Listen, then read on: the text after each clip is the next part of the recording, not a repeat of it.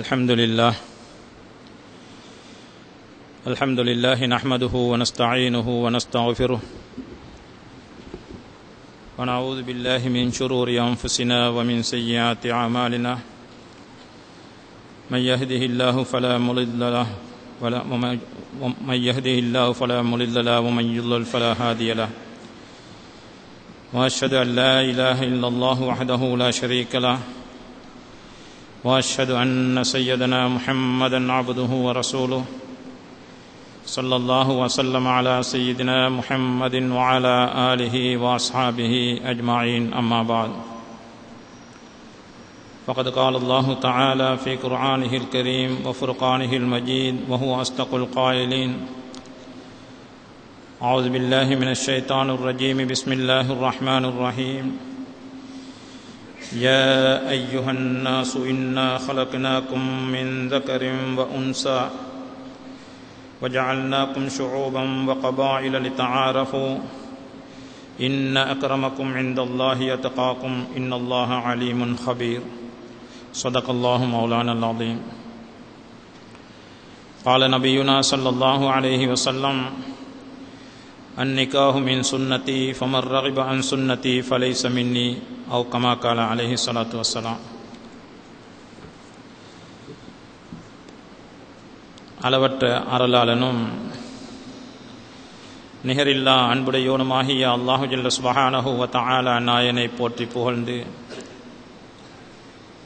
அவனின் நெறி தூதரங்கள் தலைவர் அண்ணல் முஹம்மது முஸ்தபா அஹமது முஜிதபா ரசூலுல்லாஹி ஸல்லல்லாஹு அலைஹி வஸல்லம் அன்னவர்கள் மீதும்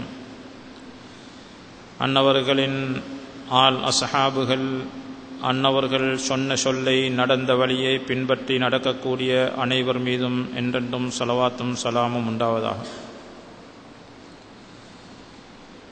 அன்புக்குரிய இஸ்லாமிய சகோதரர்களே,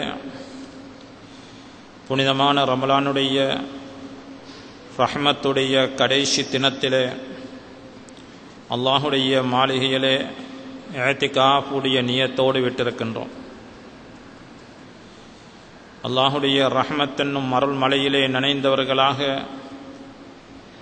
அடுத்து தம்முடைய பாவக்கரைகளை போக்கிக் கொள்வதற்கு தௌபா என்னும் மக்ஃபிரத் என்னும் மன்னிப்பென்னும் கடலிலே மூழ்கி தங்களை சுத்தப்படுத்திக் கொள்வதற்கு ஆயத்தமாக இருக்கக்கூடிய அடுத்த கட்டத்தை எதிர்பார்த்தவர்களாக இந்த இடத்திலே இருக்கின்றோம்.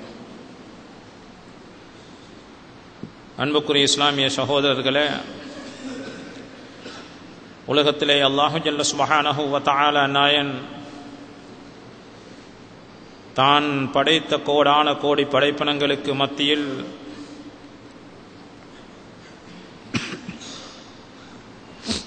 மனிதன் என்ற சிரேஷ்டமான படைப்பை அல்லாஹு தஆலா ஏற்படுத்தி இருக்கின்றான்.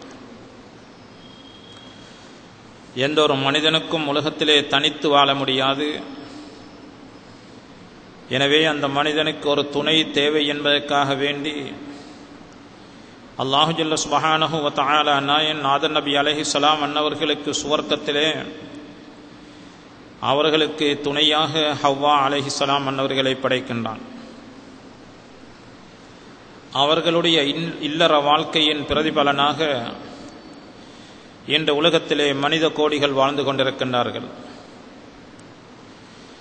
எனவே ஒரு மனிதன் தனித்து வாழ முடியாது என்பதற்காக அல்லாஹு ஜல்ல சுப்ஹானஹு வ தஆலா நாயன் அந்த மனிதனுக்கு நிக்காஹ் என்று சொல்லக்கூடிய திருமண ஒப்பந்தம் என்று சொல்லக்கூடிய ஒரு வழியை ஏற்படுத்தி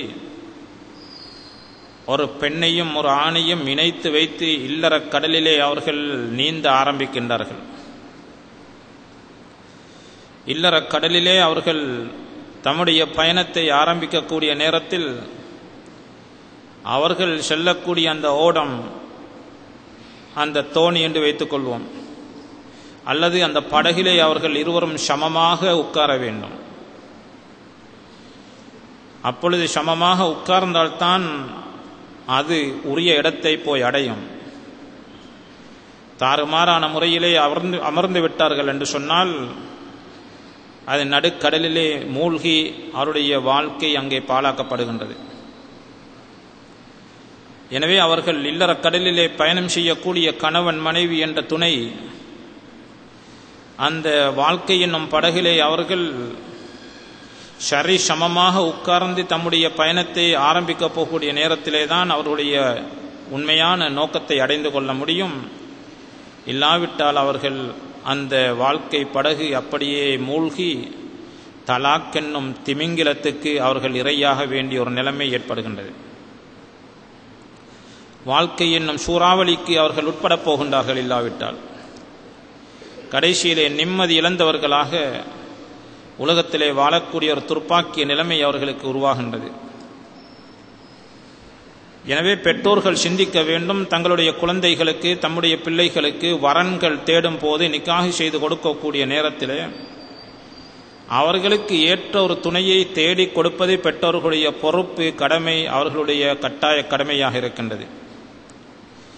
ஏதோ தம்முடைய குழந்தை பிள்ளைகளுக்கு திருமணத்தை முடித்துவிட்டால் எம்முடைய பொறுப்பு நீங்கிவிட்டது என்ற ரீதியிலே செய்து வைத்தார் என்றால் அவருடைய வாழ்க்கையிலே ஏற்படக்கூடிய வீசக்கூடிய சூறாவளிக்கு முழு பொறுப்பாக இந்த பெற்றோர்கள் அமைய வேண்டிய ஒரு துர்ப்பாக்கிய நிலைமையும் அங்கே ஏற்படுகின்றது. சொன்னார்கள் ஸல்லல்லாஹு அலைஹி வஸல்லம் அவர்கள், துன்கஹுல் மர்அத்து லி அர்பஇன், ஒரு பெண் உலகத்திலே திருமணம் முடிக்கப்படக்கூடிய விடயங்கள் 4 இருக்கின்றன. லி ஜமாலிஹா, அவருடைய அழகு சௌந்தரியத்துக்காக வேண்டி ஒரு மனிதன் அந்த பெண்ணை விரும்பலாம். அதே போன்று வலி ஜமாலிஹா லிமாலிஹா வலி மாலிஹா, அவருடைய சொத்துக்காக வேண்டி அந்த பெண்ணுடைய பெற்றோர்களுடைய சொத்து தனக்கு கிடைக்க வேண்டும் என்பதற்காக வேண்டியும் அவளுடைய அழகுக்காக வேண்டியும் திருமணம் முடிக்கலாம். அதே போன்று வஹசபிஹா, அந்த பெண்ணுடைய குடும்ப அந்தஸ்து கௌரவத்தின் காரணமாக இந்த குடும்பத்தில் நாம் போய் கல்யாணம் முடிச்சென்று சொன்னால் எனக்கும் மரியாதை கிடைக்கும் என்று சில மனிதர்கள் நினைக்கலாம். வதீனிஹா, அதே போன்று ஒரு பெண்ணை திருமணம் முடிப்பது தீனுக்காக, அவள் ஒரு மார்க்க பக்தியுள்ள பத்தினி பெண்ணாக இருக்கின்றாள் என்பதற்காக வேண்டி அந்த பெண்ணையும் திருமணம் முடிக்கலாம். இவ்விதமான 4 கர்மங்களுக்காக வேண்டி ஒரு பெண் உலகத்திலே திருமணம் முடிக்கப்படுகின்றாள். சொல்லிவிட்டு சொன்னார்கள், ஃபஅலைக பிதாத்தி தீன், நீங்கள் திருமணம் முடிப்பதாக இருந்தால் தீனுடைய பெண்ணை நீங்கள் தேர்ந்து கொள்ளுங்கள். அப்பொழுதுதான் உங்களுக்கு மற்ற எல்லாம் கிடைத்துவிடும். அந்த தீனிலே நீங்கள் அழகை காண்பீர்கள், தீனிலே சொத்தை காண்பீர்கள், செல்வத்தை காண்பீர்கள், தீனிலே மரியாதையை கண்டுகொள்வீர்கள், எல்லாம் கிடைக்கும். இல்லாவிட்டால் தரிபத் யதாக், நீ நஷ்டமடைவா என்ற கருத்தை ஸல்லல்லாஹு அலைஹி வஸல்லம் அவர்கள் சொல்லி வைத்தார்கள். எனவே பணத்துக்காக வேண்டி, பட்டத்துக்காக வேண்டி, பதவிக்காக வேண்டி, அழகுக்காக வேண்டி இவைகளை மையமாக வைத்து திருமணங்கள் நடைபெறக்கூடிய நேரத்திலே அங்கு வாழ்வு அழிந்து விடுகின்றது, சூறாவளி கிளம்புகின்றது, கடைசியிலே காலிகோட்டில் போய் நிற்கக்கூடிய ஒரு நிலைமை அங்கே உருவாகின்றது. அன்புக்குரிய இஸ்லாமிய சகோதரர்களே, அழகை மட்டும் மையமாக, சொத்தை மட்டும் மையமாக வைத்து ஒரு மனிதன் திருமணத்தை முடித்துவிட்டால் அந்த மனிதனுக்கு நிம்மதி கிடைக்க மாட்டாது. 2 மனங்களும் அங்கே ஒருங்கே கலக்கும் போதுதான் அங்கே நிம்மதி ஏற்படுகின்றது. 2 மனமும் 2 கலக்க வேண்டும், கணவன் மனைவி.